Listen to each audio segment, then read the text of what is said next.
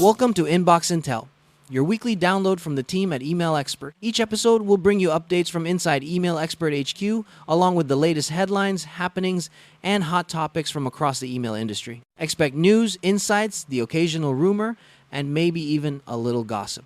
You'll have to tune in to find out what's in the inbox this week. Let's get started. Welcome to the Deep Dive.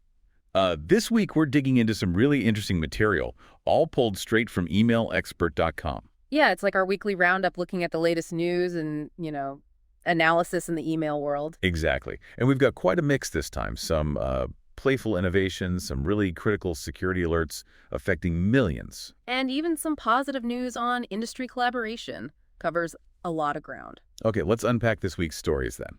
First up is something, well, it's definitely thought-provoking, even if it's a bit tongue-in-cheek, a project called Sharp.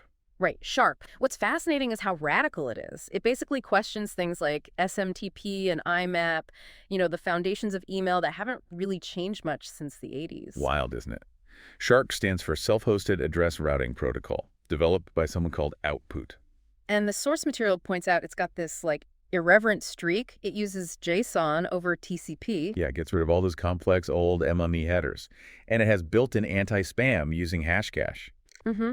It literally makes spammers prove they did computational work. They pay with CPU cycles to send an email. Which is kind of clever. Yeah. But, it also brings up serious questions. Like, why don't we have practical things like message expiration timers built into standard email? Or those bomb emails that self-destruct. Sharp actually plays with these ideas. It does, and some purely satirical stuff, too, like an IQ-based vocabulary limiter. Huh.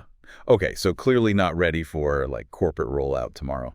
No, definitely not. But the real point, the takeaway, Yeah. I think it shows that email's fundamental structure isn't set in stone. It could be reinvented. It pushes us to imagine something maybe more dynamic, maybe more secure, by just questioning those old norms. You can even check it out yourself, apparently, at twoblade.com. Interesting.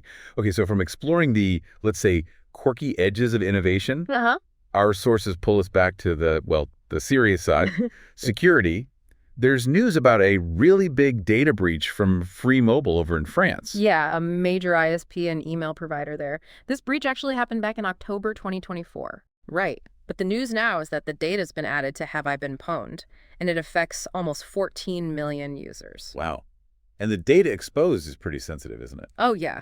Email addresses, of course, but also names, physical addresses, dates of birth, phone numbers, gender, and for some people, even their IBAN bank account numbers. Oof. So now that this data is searchable on Have I Been Pwned, what's the big danger, especially for folks with those at free.fr email addresses? Well, the risk just skyrockets. Attackers now have all this personal info linked to the email address, so they can craft incredibly targeted phishing emails. Right, emails that use your actual address or birthday to seem legitimate. Much harder to spot than generic spam. Exactly. Much more convincing, much more dangerous. But Free Mobile is huge in France, so this impacts a lot of people.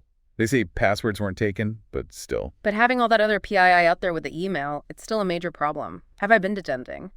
Pound's advice is spot on. Change passwords now, turn on two-factor authentication wherever you can, and just be really vigilant about your accounts. Good advice.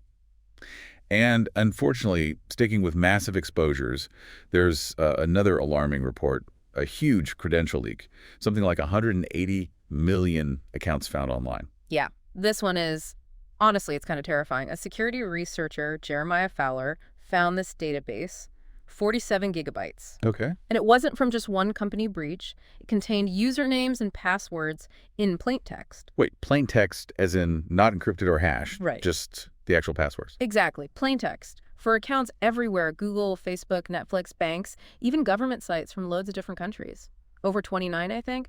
The attackers could just use them instantly. That scale is just staggering. And plain text? Yeah. How does that even happen these days? The source suggested info-stealer malware. That seems the most likely culprit. Malware on people's actual computers, just scraping credentials as they type them, or from browser. Right. So if attackers get your email login from a leak like this, Yeah. especially if you reuse passwords, they can potentially hijack loads of other accounts linked to that email just by requesting password resets.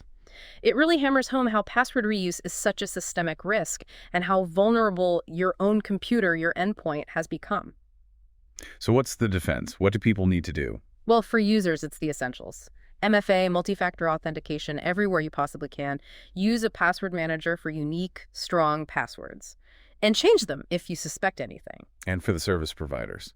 They need to be better at spotting weird logins, obviously, but also really push for passwordless options like passkeys. They're much more resistant to this kind of credential stealing. Okay, so these huge breaches really underscore the need for better defenses, which thankfully leads us to some more positive news this week. Collaboration in the industry. Green Arrow Email joining Email Expert. Yeah, as a charter enterprise member, it's a good sign. Shows a commitment to strengthening the email community. Green Arrow, they're known for high-performance email delivery, right? Exactly. So they bring expertise, especially on deliverability and complex setups. Their partnership helps support efforts to, foster best practices and generally lift industry standards. And they've already been pretty active, sponsoring events like the Deliverability Summit, sharing what they know. And they're signed up for future events, too. It's genuinely encouraging when you see industry leaders pooling their knowledge like this, working towards a stronger, safer email ecosystem for all of us. Absolutely. So let's sort of wrap this up. What does all this mean for you listening? Well, it really shows that push and pull in email, doesn't it? You've got innovation, like sharp, challenging the old ways. Yeah, but then you have these persistent, serious threats exploiting the current systems, like those massive breaches. Right.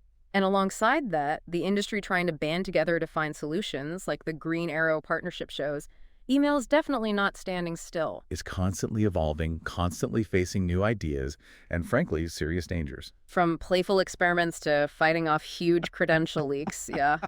Never a dull moment. So maybe here's a final thought to leave you with. Given this constant rise of credential stealing malware, these huge data breaches, how crucial is it that we as users, as professionals, not only get better at our own security practices, but also really support and maybe even participate in these collaborative efforts, the ones trying to understand and fight back against these really complex, evolving risks across the whole industry?